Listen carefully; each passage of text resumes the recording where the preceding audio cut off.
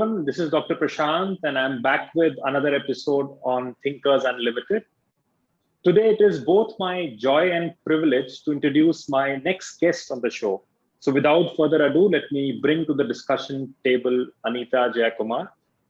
Anita is a seasoned corporate and business professional with over 2 decades of experience. She is the founder of the Mindstream, a capability building firm, and co founder of the Money Stream, a financial services firm. Anita currently manages the two businesses after working with some of the biggest brands during her corporate career. Anita is also a polyglot who can speak all major Indian languages and gaining proficiency in two foreign languages.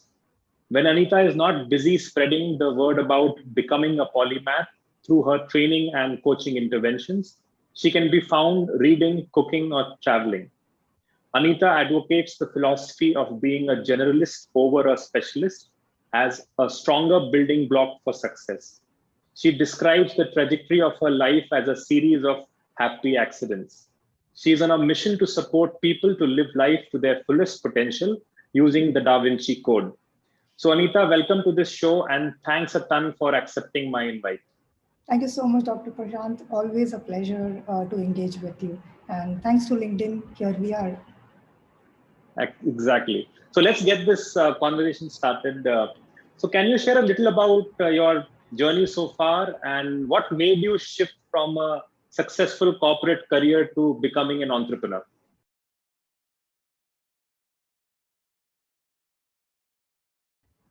Uh, I think firstly today through this conversation, I'm going to get into a bit of a trouble because it's the first time I'm going to share something which is probably a little unconventional and really a little different. In the sense, the biggest discovery and awareness I have about myself is that any place where it looks like I'm getting settled, or things have to move to the next level, I can probably take on a bigger role or do something more, and something has made me feel that okay, maybe I should move on.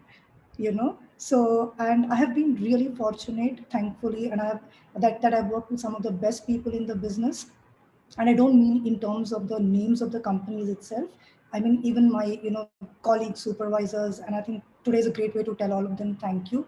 However, while I have been doing all of that, somewhere that hunger has always gotten the better of me. And I think there came a point where I just felt that one brand, one industry, one sector, one role may just not do it. Not number one. And number two, as you get interacting with people, you realize that there are two sides of the happiness equation. One is money, because money does give you a lot of bargaining power into what direction you want your life to take. But on the other side is what you really want to do, who you really want to be. And I really realized that very few of us can actually put our hand on our heart and say, hey, I'm doing exactly what I want to do, and I'm making a lot of money out of it. So I think that's what made me kind of jump from a corporate career, which was, with God's grace, filled with roles which were high visibility, but which meant also high tension. And then I just, about 7.5 years back, decided to move and become an entrepreneur. And hence the money part of the business and also the wellness part of the business, which is the mainstream. Yeah. Great. So I've been, intrigued by your LinkedIn post when you had talked about, the polymath part, and I just wanted to understand and take this opportunity today to, know from you what exactly is a polymath mindset, and actually what made you choose to work in this particular area.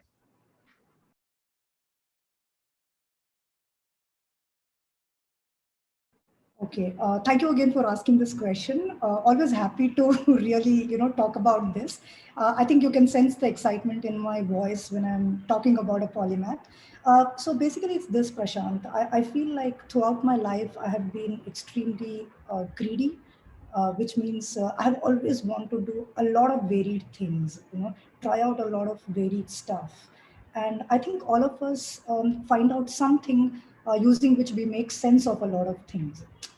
It's like, be it a philosophy, be it a concept, or religion, or a mentor, a way of living, being, doing. So we all make sense using a certain thing. And to me, I think that way was being a polymath, because I actually discovered again when I broke down a lot of successful and happy people. So, it's not only successful or only happy.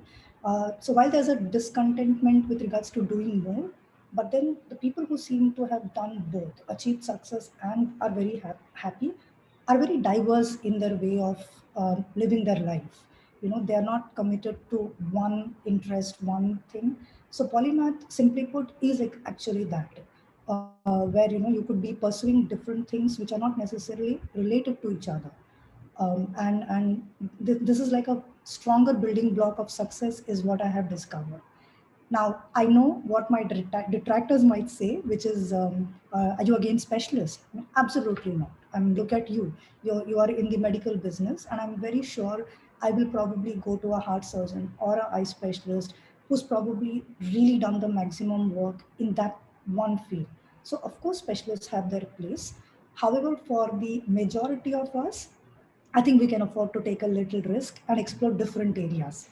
And that's exactly what Polymath stands for, that you diversify your interest and you use them. So what I realized is that when I wanted to serve my customers best, as a trainer, as a financial planner, or as a coach, um, no one model was sufficing, you know. So while I heavily believe in NLP, which is neuro linguistic programming, and I use that a lot, but I realized that I also am very drawn to design thinking, and so I started using design thinking as well. And I have always been a self-taught self-learner, due to again interest in the field of psychology. So there are bits and pieces I feel of different models which I use in my work, and that's why polymath. Yeah. Great. I think for many of us, it's kind of the first time knowing about this, and I'm sure this detail that you have talked about will now be kind of interest of people who want to look at both the generalist versus the specialist debate that keeps on happening. And so, in your life, who do you look up as a polymath, and how do you build relevance of this concept in today's VUCA world?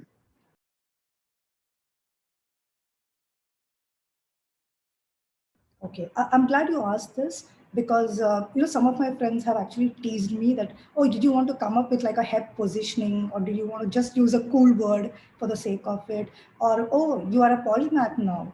So I think for the record, firstly, no, I'm not a polymath. I don't think any of us in our lifetime can proclaim to be a polymath. In fact, I don't think any of us can even proclaim to be a modern polymath. If you look at the definitions, then a polymath easily is well versed in 8 to 15 disciplines. And can you imagine? And we are stuck with trying to master just one of it in our lifetimes. And a modern polymath, and we have quite a few. We have Steve Jobs, we have Elon Musk. I mean, there are a lot. Dr. Jagdish Chandra Bose. There are a lot of people. Amartya Sen. I mean, you name it. In fact, that's the thing. There's nothing cool about a polymath. We have polymaths all around us. It's just about tapping into that side. So personally, who I look up to is none other than Leonardo da Vinci. I know he's probably one historical character who we have read about long, long ago. But then Leonardo led his life in a manner that he gave us this thing called Seven Principles of Da Vinci. So what I like to call as my own Da Vinci code when I'm doing my training programs and coaching. So yeah, Da Vinci gave his seven principles which are relevant even today. And to answer the part, incidentally, we are celebrating Da Vinci's birthday on the 15th of April. He was, of course, born on 1542. So I think a tribute to Da Vinci just 2 days before that. Coincidentally, I'm having a conversation with you about him. But yeah, the seven principles that he has, like say the first principle, curiosity. Now, that is just being in a state of curiosity. Now, if you ask me how is it relevant today, even a simple thing like, let's say, a sales guy, you know, what is he curious about with regards to his customer will totally dictate the way he conducts himself. Example, if he's curious about, okay, how much money am I going to get from this guy, then probably he's going to approach his conversation very differently compared to, can I be curious about, do I really have anything that is of relevance or need to him? And then, there is another principle called FUMATO, which talks about risk taking. All of us talk about risk taking and how that helps us. Or there is something called Sensei's law, customer experience. Today, everybody is into storytelling, creating a narrative. Now, Da Vinci has a principle like literally 500 years back.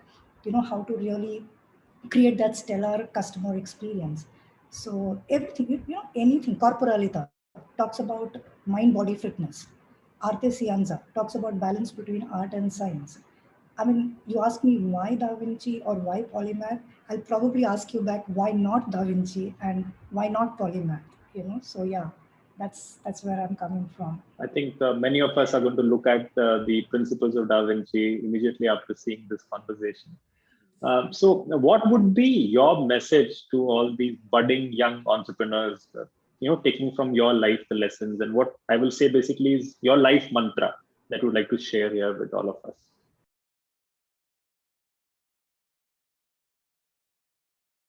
Okay. Uh, I think to budding entrepreneurs or I think for people in general, I feel like getting comfortable with failure is a big thing for me. I think people should really get comfortable with failure. I think I make epic mistakes, and I'm comfortable because I feel like we learn so much when things don't go our way. So rather than always seek that right result, it's okay. Have some fun. Take yourself a little less seriously. More importantly, because you said entrepreneurs, please be an entrepreneur for the right reasons. Because I've literally had people who said, मेरी boss के साथ नहीं बनती है, or I've got like a bad boss or a bad company or a bad thing, or no, the other company paid me like 10,000 more, so I was not willing to pay me 10,000 more. So I feel like one should tap within themselves and be an entrepreneur for the right reasons. Okay, and we are living in exciting times, so please go ahead, but do it only if you're doing it for the right reasons. If you're comfortable with a lot of trial and error and failure, and most importantly, I think if you see there's a bar of light on my left side, probably on the screen. It's like my husband is an architect, and we have like a lighting division, so, and we call it Miraki. And Miraki incidentally means leaving a part of ourselves in everything that we do. So my biggest life mantra will probably be that. Make sure whatever you do, it survives you because you've left a part of it behind. So yeah, that's what I would say. That's a beautiful mantra that you have shared, and thanks, Anita, for sharing with us such lovely and critical insights. And I'm sure all of us are now much better informed about things like polymath than ever before. And more power to you and your pursuits. And also thanks to all the viewers for all your encouragement. And look forward to more of it in form of likes, shares, comments, and subscription. And until we meet again, stay safe. And thanks once again, Anita. Thank you so much, Prashant. Thank you for having me. Good. Yeah. Bye-bye. Bye-bye. Bye, all of you.